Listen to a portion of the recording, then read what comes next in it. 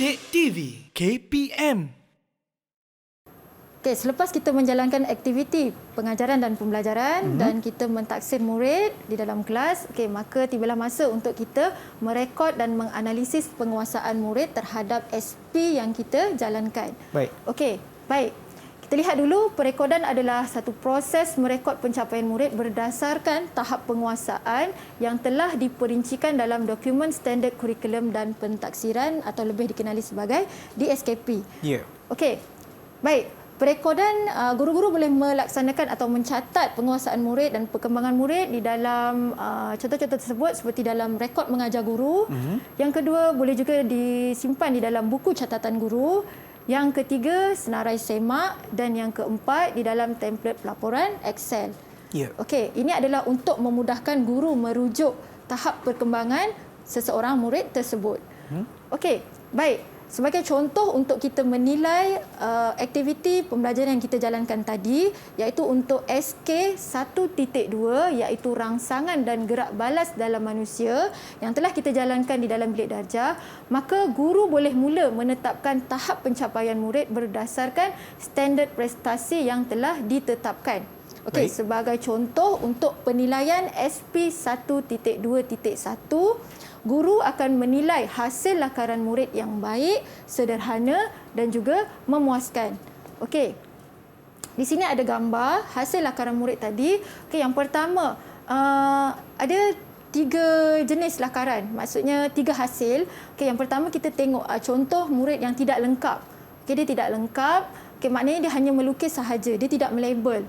Okey, manakala yang kedua yang memuaskan, murid dia melukis dan dia melabel tetapi dia tidak melabel dengan tepat ataupun lengkap lah. Ya. Okey, manakala yang baik ataupun yang cemerlang tu lukisan dilukis dengan baik, dilabel dengan tepat dan juga diwarna agar lebih menarik. Okey, di sini juga saya ada contoh hasil daripada lakaran aktiviti tadi yang kita lakukan dalam kelas untuk organ deria hidung. Okey. Yang ini adalah untuk lidah, yang ini adalah untuk hidung. Okey, nampak murid hanya melukis sahaja. Okey. Okey, dan dia Cikgu boleh tidak pegang sekejap, Cikgu? Okey. dia tidak melabel. Okey. Okey. Hanya melukis sahajalah. Dia melukis sahaja. Ini murid yang pertama. Ya. Okey, untuk murid yang kedua pula contohnya dia melukis. Okey, dia melukis dan dia melabel, tetapi ada label dia tidak lengkap. Maksudnya ada struktur-struktur yang tidak dilabel dengan jelaslah. Okey, baik. Okey, ada tertinggal. Jadi ini hanya tahap memuaskan sahajalah. Okey. Okey, manakala untuk yang seterusnya, yang ini kita dapatkan hasil murid yang dapat menghasilkan lakaran yang baik. Nampak ya, dia lukis, dia label dan dia juga akan mewarna. Jadi rakan-rakan akan melihat, wah cantiknya. So ini akan boleh menjadi contoh kepada rakan-rakan yang lain. Okey, cikgu. Jadi kita belum boleh berikan tahap pencapaian untuk SP 1.2.1 ini. Kita akan teruskan pula melihat kepada SP yang seterusnya. Okey. Penilaian boleh dibuat berdasarkan SP 1.2.2 iaitu adakah murid boleh menjawab mekanisme pendengaran dan penglihatan secara lisan atau bertulis. Okey, contohnya murid yang pertama tadi dia tidak dapat menghasilkan lakaran yang baik. Okey, jadi kita boleh nilai pula murid tersebut untuk SP yang kedua. SP yang seterusnya, adakah ada perkembangan tak dalam tajuk tersebut? Okey, baik. Seterusnya kita akan lihat pula murid yang sama. Kita akan lihat perkembangan prestasi murid tersebut dinilai melalui aktiviti yang seterusnya untuk SP yang seterusnya. Okey, SP 1.2.3.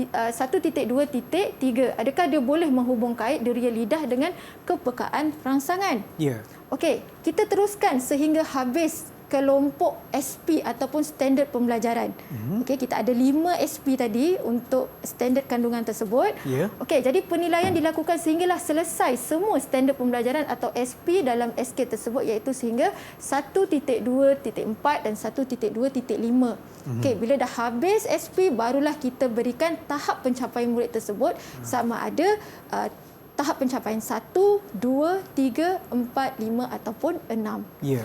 Okey, kesimpulannya, pemberian prestasi murid perlulah berdasarkan semua hasil kerja murid setelah selesai semua SP bagi satu kelompok SK yang diajar. Okey, baik.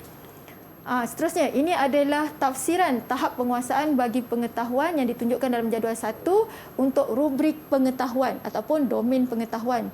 Okey, untuk SK 1.2 adalah lebih kepada domain pengetahuan. Ya. Jadi kita akan lihat tahap penguasaan yang mana murid boleh capai. Okey. Seterusnya, ini adalah standard prestasi untuk bidang pembelajaran 1.0 iaitu rangsangan dan gerak balas. Okey, kita lihat contoh. Kita tengok kepada tahap penguasaan yang ketiga. Okey, sebab kita tahu tahap penguasaan 1 adalah tahap yang minimum. Okey, kita lihat tahap penguasaan 3. Murid boleh mengaplikasikan pengetahuan mengenai rangsangan dan gerak balas untuk menerangkan kejadian atau fenomena alam dan melaksanakan tugasan mudah. Ya. Okey, manakala tipe yang ke-6, kita lihat yang ke-6, murid boleh mereka cipta menggunakan pengetahuan dan kemahiran sains mengenai rangsangan dan gerak balas dalam konteks penyelesaian masalah atau membuat keputusan atau dalam melaksanakan aktiviti ataupun tugasan dalam situasi baharu secara kreatif dan inovatif dengan mengambil kira nilai sosial, ekonomi dan budaya masyarakat. Okey, seterusnya. Ini adalah contoh borang perekodan yang boleh digunakan oleh guru-guru untuk menyimpan maklumat perkembangan murid. Okey, di sini saya sediakan borang perekodan iaitu untuk tema 1, penyelenggaraan dan kesinambungan hidup, SK, rangsangan dan gerak balas, dan kita tadi belajar tentang SP 1.2 rangsangan dan gerak balas dalam manusia. Jadi kita isikan nama murid dan kita lihat, kita letakkan kelima-lima standard pembelajaran. Okey, jadi setelah habis daripada 1.2.1 sehinggalah 1.2.5 barulah kita letakkan berapa tahap penguasaan yang dicapai oleh murid. Okey, jadi jika ada murid yang belum mencapai tipe yang memuaskan, maka kita bolehlah mengambil inisiatif ataupun kita ambil intervensi untuk murid-murid tersebut. Okey, baik. Ini juga adalah contoh borang perekodan. Okey, mengikut kreativiti guru. Okey, tadi contoh yang lain, yang ini untuk ke SK yang ada dalam bidang pembelajaran 1. Okey, macam ni kan, 1.1, 1.2. Okey, yang tadi kita buat adalah 1.2 rangsangan dan gerak balas dalam manusia. Jadi kita catatlah berapa murid boleh capai dalam SK tersebut. Okey. Baik, setelah kita merekod dalam borang guru, okey, maka kita akan menghasilkan pelaporan. Kita akan mencatat pelaporan, iaitu pelaporan ini adalah sejenis proses untuk menyampaikan maklumat pembelajaran dan pencapaian murid dari semasa ke semasa mengenai kemajuan dan perkembangan mereka dari segi pengetahuan, kemahiran dan nilai seperti yang dihasratkan dalam kurikulum. Jadi borang ini guru-guru di luar sana semua dah tahu, kita boleh ambil daripada bahagian pembangunan kurikulum. Okey, di sini kita akan isikanlah nama murid, nombor kad pengenalan, jantina, dan dia ada 3 domain. Okay, yang kita jalankan tadi adalah domain pengetahuan untuk tema yang pertama, penyelenggaraan dan kesinambungan hidup.